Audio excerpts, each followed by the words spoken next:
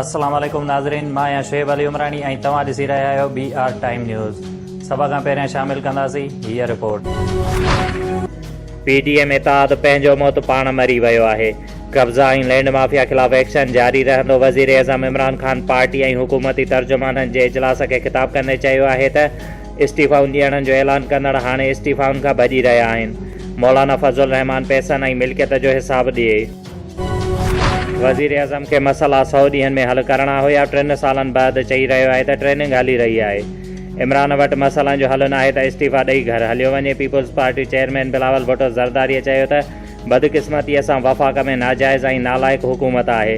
सिंध हुकूमत वफ़ाक़ जी भेट में बहितर कमु करे रही आहे।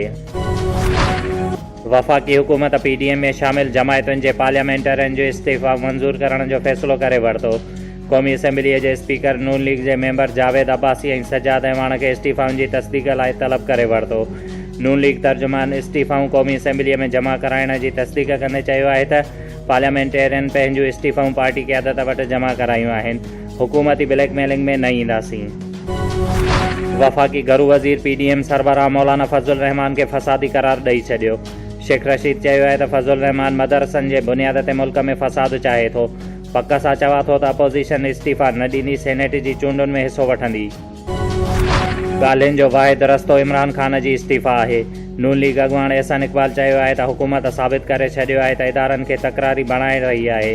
नून लीग पार्लियामेंट तां इस्तीफ़ाउनि समेत PTM जे समूरनि फ़ैसिलनि जी पाबंद आहे। तहरीक इंसाफ़ जे इतादी MQM वफ़ाक़ी हुकूमत ते नाराज़। इताद खां धार थियण जो इशारो ॾेई छॾियो। ख़ालिद मक़बूल सिद्दीक़ीअ चयो आहे त PTI हुकूमत हिकु बि वाइदो नाहे पाड़ियो। आदमशुमारीअ जी जांच लाइ चीफ जस्टिस जी सरबराहीअ में कमीशन जोड़ियो वञे। फंक्शनल लीग अॻुवाण मोहम्मद अली दुरानीअ जी कोट लखपत जेल में क़ैद मुख़ालिफ़ धुर जे अॻुवाण शहबाज़ शरीफ़ सां मुलाक़ात। मोहम्मद अली दुरानीअ चयो आहे त इस्तीफ़ाउनि जो सिलसिलो शुरू थियो त जमहूरियत लाइ ख़तरनाक हूंदो। ॿई धुरियूं पार्लियामेंट में वञनि ऐं ॻाल्हियूं शुरू कनि। अॻूणे सदर आसिफ अली ज़रदारीअ जो JUI सरबराह मौलाना फज़लुर रहमान सां टेलीफोन ते राब्तो। मुल्क जे मजमूई सियासी सूरत हाल ते ख़्यालनि जी ॾे वठि।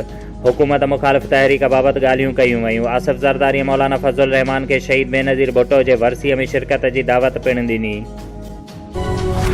जमियत उलमा इस्लाम ज़िला बेनज़ीराबाद जे मजलिस शऊर दस्तूरी इजलास ज़ेर सदारत अमीर मोहम्मद कारी अब्दुल क़यूम चन्ना जे मदरसा अब्दुल्ला बिन मसूद सकरन बाईपास में मुनक़िद कयो वियो। ज़राअत खाते ऐं समाजी तंज़ीम AAP प्रोजेक्ट ज़िले शहीद बेनज़ीराबाद में ग़िज़ाई खोट जे हवाले सां HM ख्वाजा ऑडिटोरियम हाल में हिकु सेमिनार मुनक़िद कयो वियो, जंहिंखे डॉक्टर इनायतुल्लाह मीरानी ऐं ॿियनि ख़िताब कंदे चयो त औरतुनि खे मुतवाज़िन ऐं भरपूर ग़िज़ा न मिलण सबबि औरतूं कमज़ोर थी वञनि थियूं, ख़ासि तौर ते जेके औरतूं शादीशुदा आहिनि। ऐं हुननि वधीक चयो त जेके गोरहारी औरतूं आहिनि उन्हनि खे विटामिन ऐं प्रोटीन वारा खाधा ॾियणु घुरिजनि। सॼी सिंध जी या नवाबशाह जे मुलाज़िमनि जो मुतालबनि लाइ पुरअमन एहतिजाज धरणो अलामती बुख हड़ताल। इदारनि खे बचाइण लाइ मुलाज़िमनि जे हक़नि जे तहफ़ुज़ लाइ चूंडियल नुमाइंदा मीडिया ऐं सियासी समाजी अॻुवान असांजो साथ ॾियनि। पॉपुलेशन खाते जा फलाही मर्कज़ मोबाइल सर्जन यूनिट खे सिहत खाते जे इस्पतालुनि ॾांहुं मुंतक़िल करण वारो फ़ैसिलो वापसि वरितो वञे। सिंध जे मुख़्तलिफ़ ज़िलनि में 507 कॉन्ट्रैक्ट मुलाज़िमनि खे फौरी तौर रेगुलर कयो वञे। सरकारी मुलाज़िमनि मां रिटायर्ड ऐं सीनियर मुलाज़िमनि जे औलाद खे 50% कोटा ॾिनी वञे। एहतिजाज में शम्सुद्दीन समी अहमद बुगियो, मोहम्मद सईद, रुकैया जमाली, नसरीन, रियाज़ अमजद बिरोई ऐं ॿियनि पिणु शिरकत कई।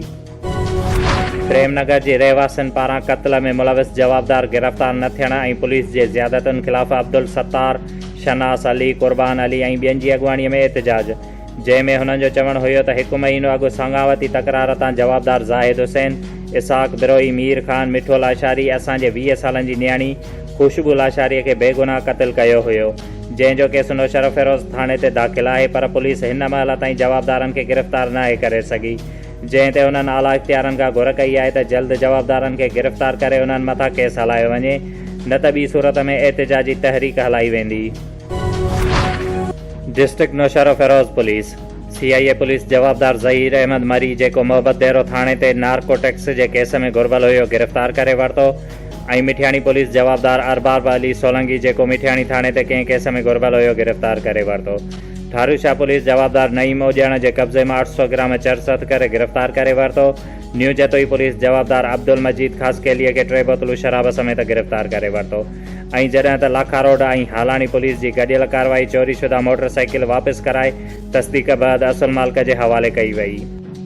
शोएब अली उमराणीअ खे ॾींदा इजाज़त। वधीक ख़बरुनि ऐं अपडेट्स लाइ ॾिसंदा रहो BR टाइम न्यूज़।